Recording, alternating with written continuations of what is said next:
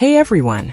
Welcome to Update X24H, your go-to channel for the latest news, hottest dramas, breaking stories, and all the buzz from the world of entertainment. We're here to keep you updated, entertained, and always in the loop. Hit that subscribe button and join our growing family, because here at Update X24H, we bring you the news that matters, the drama you love, and the stories you can't miss. Thanks for being part of our community. Let's stay connected, stay updated, and keep the good vibes rolling. What happens when a story refuses to disappear? When confidential files leap across borders, and the world's cameras turn to one name. Tonight, we follow the trail of leaks, the courage of quiet witnesses, and a community that believes truth deserves daylight. It began quietly, screens glowing in dark rooms, careful cursors hovering over share. What looked like a local tragedy started to ripple beyond borders, carried by whispered links and late-night translations. The name Yu Menglong moved from private chats into public timelines, not as a rumor to feed on, but as a question to be answered. Why did certain files travel so far so fast? Why did ordinary viewers, parents, teachers, nurses, retirees feel compelled to preserve them? Because the materials, if genuine, point to inconsistencies that deserve daylight. Because dignity, once bruised, asks the community to stand a little taller. Tonight, we follow the responsible route, separating what is reported from what is confirmed, and asking only what any fair-minded person would ask. No sensationalism, no graphic detail, just measured storytelling for an adult audience that values care over noise. From Los Angeles to London, from Seoul to Singapore, the lesson is the same. When evidence appears, people take notice. And when people take notice, accountability finds its way into the conversation. 3 anchors drew attention, not verdicts but reasons to inquire. First, timing. Reports suggest multiple encrypted devices were active near Yu Menglong's residence at the precise moment his phone went offline. Second, footage. Security video, cited by several outlets, appears to show unidentified figures entering the building shortly before his final moments. Third, data trail. There are claims of unauthorized logins and attempts to alter records after the fact. On their own, such points are intriguing. Together, if verified, they form a pattern that merits independent review. Here, metadata becomes the quiet protagonist. Timestamps, device IDs, and file histories that help establish what happened when, without relying on emotion or guesswork. We do not leap to conclusions. We do not name unconfirmed individuals. We simply acknowledge that when timings align, when images exist, and when digital footprints are questioned, responsible people ask for clarity. That, more than anything, is why this story continues to travel. Because facts properly tested have a way of lighting the path ahead. Behind every headline is a family kitchen, a chair now empty, a photograph that means far more than likes and shares. In the vigils outside embassies and across city squares, you do not hear shouting. You hear a steadier sound, the hush of ordinary people keeping company with grief. A mother's voice, quoted by many outlets, reminds us that memory can be both tender and unyielding. Her son should not be reduced to a statistic or a hashtag. Candles bloom across languages: Korean, Japanese, Thai, French, English, carried by viewers who ask only for a fair hearing and fair process.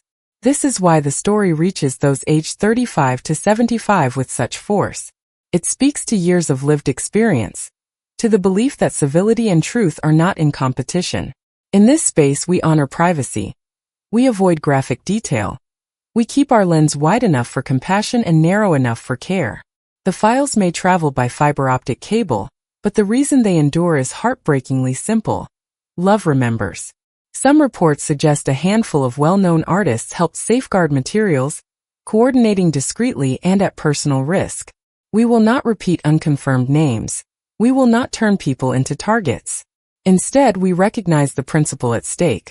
When institutions hesitate, individuals, famous or not, sometimes step forward to protect the record. Whistleblowing at its best is not theatrical. It is careful.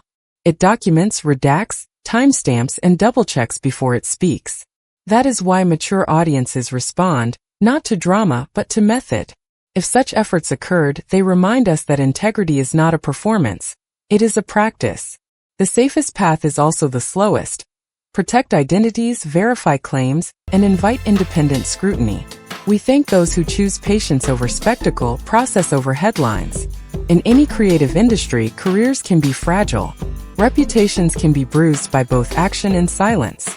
Yet history tends to honor those who chose the steady road, who said calmly, "Let the truth be tested. Let the facts be seen." Attempts to contain a story often give it wings. Viewers witness posts disappear, keywords vanish and discussions fragment, then watched as volunteers mirrored public materials, translated captions, and rebuilt timelines from open sources. This is not defiance for spectacle, it is stewardship. Communities understand that records can be lost by accident or design, and so they preserve not to inflame, but to ensure that future reviewers have something to examine. The result is a living archive. Dates annotated, images blurred for privacy, sources labeled as verified, contested, or unverified. Mature audiences appreciate this discipline. They want footnotes, not fireworks. They want the reassurance that someone somewhere kept the receipts and kept them responsibly. Ironically, the stricter the takedowns, the stronger the archiving impulse becomes, a civic reflex honed in the digital age. And so the story spreads not because outrage demands it, but because diligence sustains it. In a world of short attention spans, a carefully kept record is the most subversive thing of all. Speculation is quick, method is steady. To move a conversation forward, we apply 3 habits. Traceability. Where did each file originate? Who handled it and how was it preserved? Corroboration. Do logs, images, or witness statements align across independent sources? Transparency. What remains uncertain, and what could reasonably change with new evidence? This pathway is slower, but it dignifies everyone involved: family, friends, and the public. It also protects against the very harm we hope to prevent: misidentification, harassment, and rushed judgment. In practice, this means blurring faces, redacting numbers, and contextualizing every claim with a time and place. It means saying we don't know when that is the honest answer, and we now believe only when the record truly supports it. For viewers across the US, Korea, Japan, Southeast Asia, Australia, Canada, and Europe, this approach feels familiar. It resembles the best of good journalism and civic life: cautious, courteous, and open to correction. If the goal is clarity, the next steps are practical rather than dramatic. Independent technical reviews can examine files without exposing private data. Legal guidance can advise on safeguarding witnesses and handling sensitive materials. Privacy-first sharing with delays, redactions, and context prevents harm while allowing scrutiny. And cross-border collaboration among journalists, digital forensics experts, and community advocates ensures that no one group carries the burden alone. For the audience, constructive participation matters. Save sources before they vanish, avoid naming individuals without confirmation, and ask platforms for clearer policies on archiving public interest materials. We will also host a neutral timeline rebuild session, marking each item as verified, contested, or unverified, so viewers can see the shape of the story without conjecture. None of this is flashy. All of it is useful. In time, careful work outlasts noise, and careful work is what this case deserves. For those in midlife and beyond, this is not merely celebrity news. It is a civic mirror. You have watched eras shift, institutions evolve, and public trust rise and fall. You know that progress does not require shouting, only persistence. This story resonates because it threads empathy with process. A family asking for dignity, a public asking for scrutiny, and professionals asking for standards. It also cuts across cultures. Whether you are in Busan or Birmingham, Osaka or Ottawa, you recognize the values at stake: fairness, accountability, proportion. Mature viewers tend to reward calm voices and clear evidence. They notice who rushes and who reflects, who speculates and who documents. Above all, they understand that a careful record serves everyone: those who grieve, those who investigate, and those who simply want to trust that, when something goes wrong, the path to setting it right still exists. That is why you are here. That is why this story matters. Change often arrives without fanfare. It looks like a translator adding captions so a wider audience can follow, an archivist preserving context so nothing is torn from its timeline, a teacher reminding students how to read sources, a retiree writing a measured letter to an editor, a nurse lighting a candle after a long shift. These acts are not loud, but together they are luminous.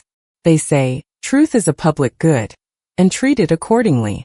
Across Bangkok and Tokyo, Paris and Manila, San Francisco and Seoul, the same quiet promise appears. We will go gently, but we will go far.